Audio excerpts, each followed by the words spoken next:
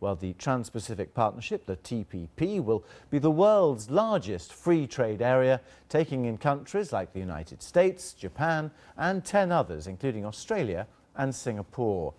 Together they account for 40% of the global economy. The agreement is expected to make a huge difference to trade between its members. One estimate says it'll be worth $295 billion within a decade. Well, the signing of the deal was announced by US Trade Representative Michael Froman a little earlier. After more than 5 years of intensive negotiations, we have come to an agreement that will support jobs, drive sustainable growth, foster inclusive development, and promote innovation across the Asia-Pacific region.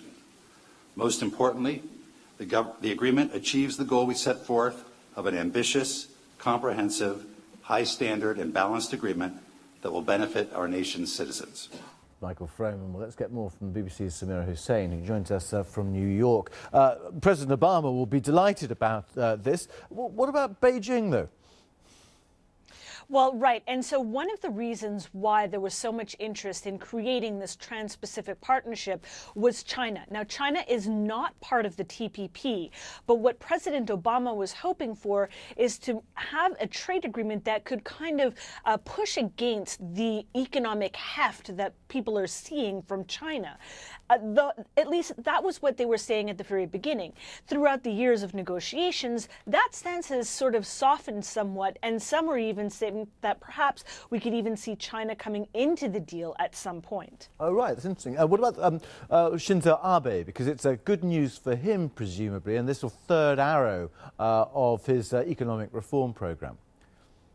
This is very good news for him. And one of the big sticking points was, of course, autos. Now, because Canada and Mexico were already under the North American Free Trade Agreement, which has been in place for about 20 years, it had specific standards in terms of how much each car needed to have in terms of parts from North America. That has been negotiated, and Japan is now going to be able to participate in that in terms of lesser tariffs on their overall cars, and also being able to contribute parts for cars, for North American made cars. So just generally, Samira, what does this mean for, for farmers, for dairy producers, cheese makers, to intellectual rights issues? I mean, just give us a broad brush synopsis of it, really. Well, one of the big problems and one of the big criticisms of this deal has been that a lot of the negotiations have been happening behind closed doors. And so the actual nuts and bolts of the deal won't really be released for another month. That's when the 30-page manual, so to speak, will be released. But many critics are saying that this deal favors corporations over others.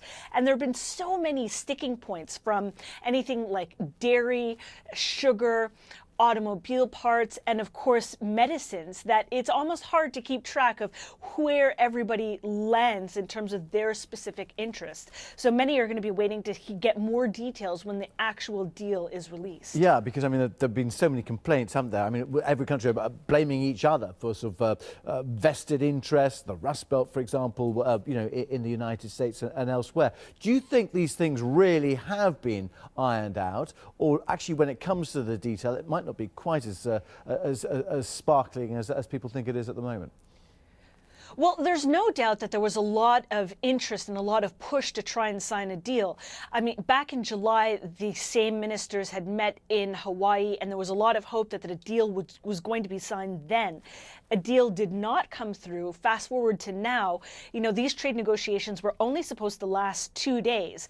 They continued these negotiations throughout the weekend, and here we are on Monday morning here in the United States, and they're announcing this deal. So there was certainly a lot of interest for each individual country to try and get this deal signed. Not, of course, President Obama at the top of that list.